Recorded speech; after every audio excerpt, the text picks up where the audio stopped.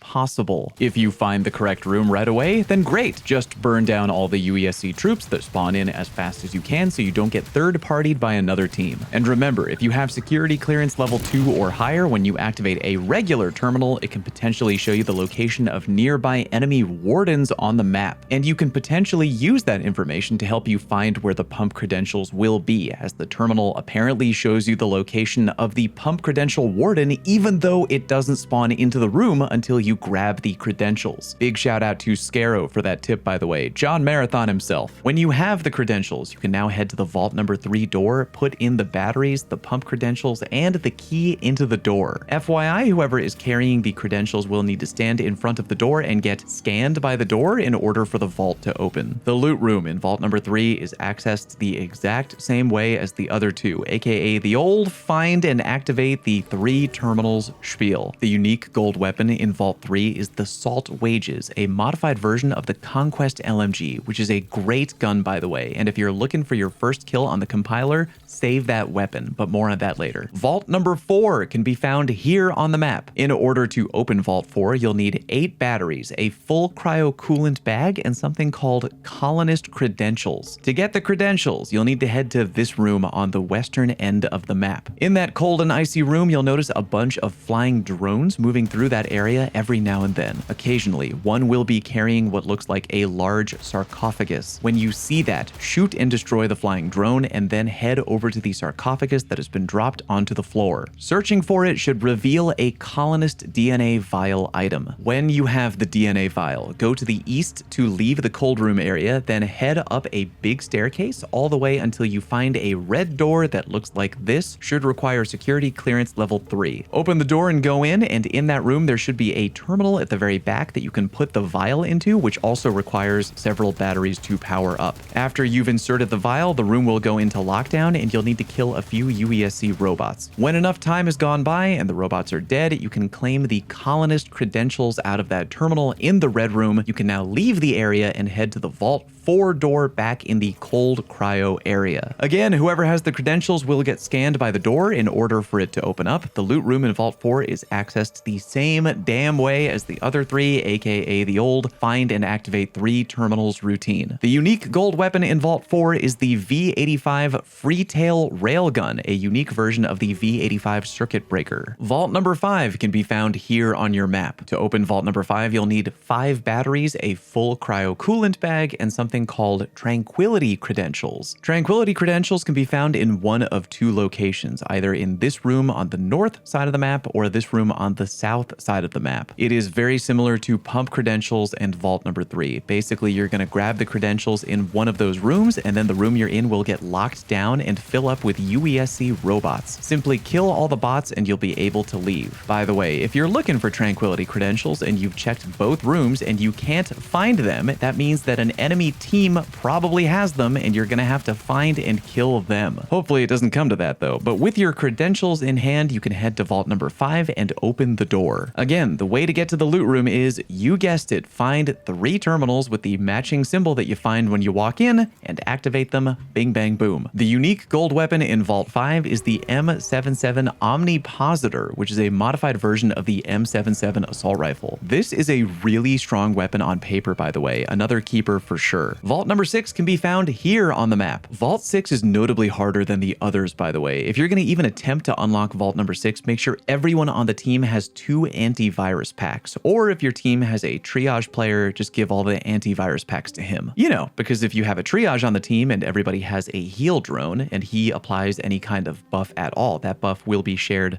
to everyone who has a heal drone. But yeah, before heading to Vault number 6, you're going to need a few things. The Cryo 6 key, 9 batteries, a full cryo coolant container, and security clearance level 4, which is a lot and will probably require you to kill an enemy team and take their clearance. When you have security clearance level 4 and 1 or 2 antivirus packs, head to the secret lab area on the map, which should be right around here. When you're there, you're going to go to the back of the room and climb up a long ladder, and when you're up at the top, go through a level 2 clearance door and then open a big yellow door. When you've done that, you'll notice the area beyond the big yellow door is a red death zone. Therefore, make sure you have your antivirus protection activated and walk into the red death zone. You'll find a security clearance level 4 door, open that, and then look around the room for this, a small side room with 3 monitors on the wall. Memorize those symbols and their order from left to right. My team has their own callouts, but we would probably call this ribcage, U, and another ribcage. When you have the order memorized or written down or whatever, head on over to the labs area, which can be found on the map either here or right here. They both go to the same place. When you get to either location, you will find an elevator. Take that elevator upstairs and again, be ready to activate another antivirus pack, because at the top of the elevator, guess what? Another red death zone. So activate your antivirus and then head on into the area. There's going to be a lot of tough UESC enemies in here. Be sure to kill them all to give yourself a little bit of breathing room. When they're all dead, locate the vault door, which should be in the area. Put in your full cryo coolant bag and all the batteries, and then your final step. Remember the 3 monitors from earlier? There should be terminals all around the area where the vault door is. You now need to go around to those terminals and activate them in the exact same order that you saw them earlier in the secret labs area. So go ahead and do that, communicate with your team, do it in the right order, then go back to the vault door and put in your key, and vault number 6 should now be open. Now you just got to do the same old thing of seeing the symbol when you enter, then finding 3 terminals inside that you can activate. Remember that the bottom floor of the vault has a cold cryo floor, which you can shut off at any time by finding and shooting a nearby green button on the wall that will temporarily shut off the cold effect in the room. Again, remember, you need a lot of antivirus packs because you'll still be in a red death zone inside of vault number 6. Come very prepared. I'm being so real. Anyway, the unique gold weapon in Vault 6 is the Fist of Phobos, which is a unique variant of the Strider M1T, which actually isn't up on Marathon DB. Kind of weird, but oh well. All right, now we come to how to summon and kill the compiler. In a few minutes, I will give some extra tips on how to kill the compiler, but for right now, why don't we just talk about how to actually get to the fight. Again, before even attempting to get to the compiler, you'll have to have first gotten all 6 AI subroutines, one from each vault 1 through 6. When you've gotten and extracted with those subroutines, you can now load into Cryo Archive and attempt to fight the compiler, provided you also have a DNA network keycard,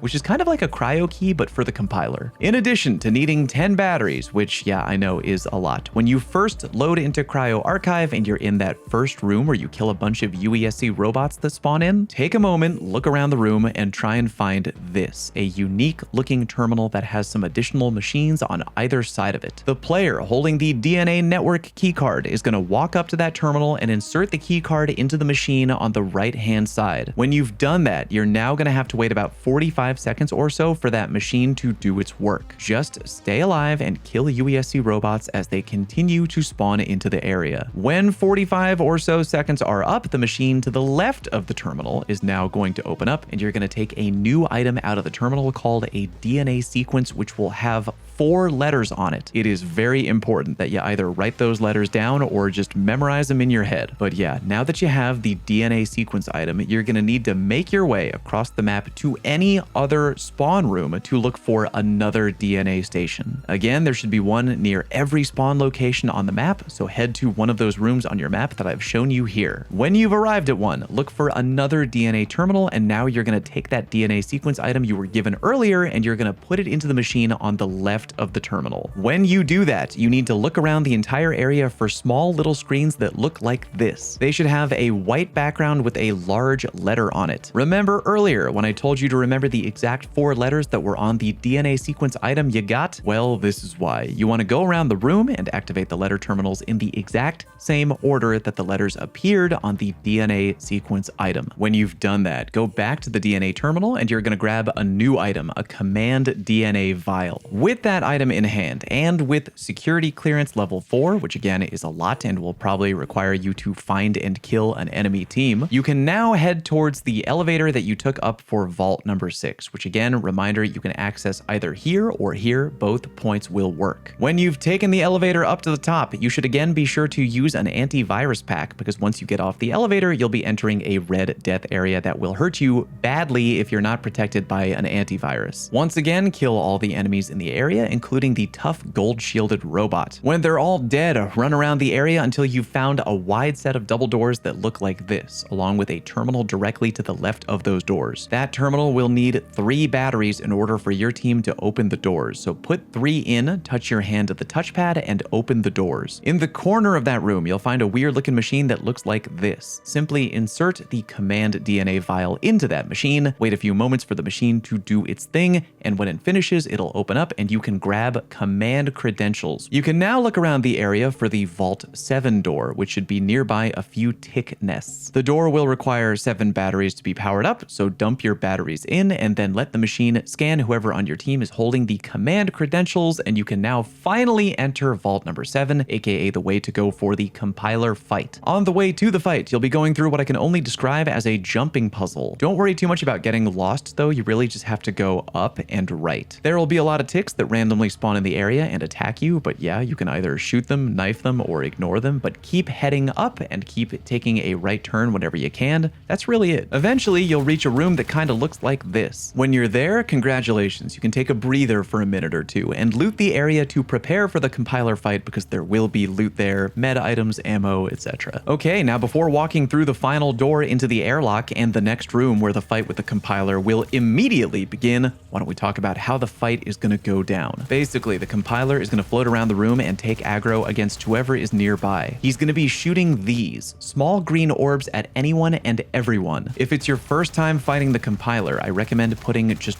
one player on the team on orb shooting duty. And trust me, you do want to shoot and break them because they hit extremely hard, and if you let them touch you, I think they'll down most runners in 2 hits. Also, try not to have a thermal scope on your weapon if you're going to shoot orbs, because yeah, they don't show up via your thermal scope. Meanwhile, the other other two teammates should be running around the area, which isn't very large. It's just a square-shaped room. All around that room will be 12 terminals in total, which will have one of 4 symbols on them. Use your own callouts if you want, but we used the following: U, trumpet, X, and ribcage. Basically, you and your teammate who is not on orb shooting duty should both run around the room with the game plan of activating 3 terminals that all have the same symbol. It does not matter which symbol you choose. Just make sure that you're only activating terminals that have the same symbol, aka find and activate all 3 trumpet terminals, or find and activate all 3 ribcage terminals. Also, you will notice that certain areas of the floor in the boss room will all be cold and cryo-y. When that happens, find and shoot a green button on the nearby wall to temporarily shut off the cold effect. So again, find and activate 3 terminals that have a matching symbol, and DPS phase will then begin. When DPS begins, a green bubble will appear near the middle of the room. Everyone on your team should meet up and stand inside that green bubble to shoot the compiler right there in that green gem on his chest. Keep shooting that gem until the compiler opens up like a flower. When he does that, you are now free to leave the green bubble, which you should probably do just to put some distance between you and the compiler, and you can now shoot him here in his glowing green ribcage area as much as you can. Naturally, you gotta make sure that every now and then you're also shooting and breaking the green orbs that he is throwing at you, because again, if those hit you, you are going to take a lot of damage. But keep shooting him until he closes back up, and that DPS phase is now over. Now go back to square one. One player will lead the compiler around the room, tanking his aggro and shooting and breaking the green orbs, while the other 2 players will activate 3 terminals with the matching symbol. When 3 terminals with the matching symbol are activated, DPS phase begins again, same as before. Because each terminal turns off permanently after you activate it, if you do things properly, you should have 4 DPS phases in total. If you don't kill him in 4 DPS phases, you have officially failed, and you need to leave through the door you came into the room from and extract out of the match in great shame. But if you do kill the compiler, then great. You get access to a crazy, amazing loot room, and there's an extra loot room if you happen to have level 5 security clearance. But hey, even without it, you're gonna get plenty of wild loot either way. Okay, so tips for killing the compiler. The number 1 biggest tip for fighting the compiler by a long shot: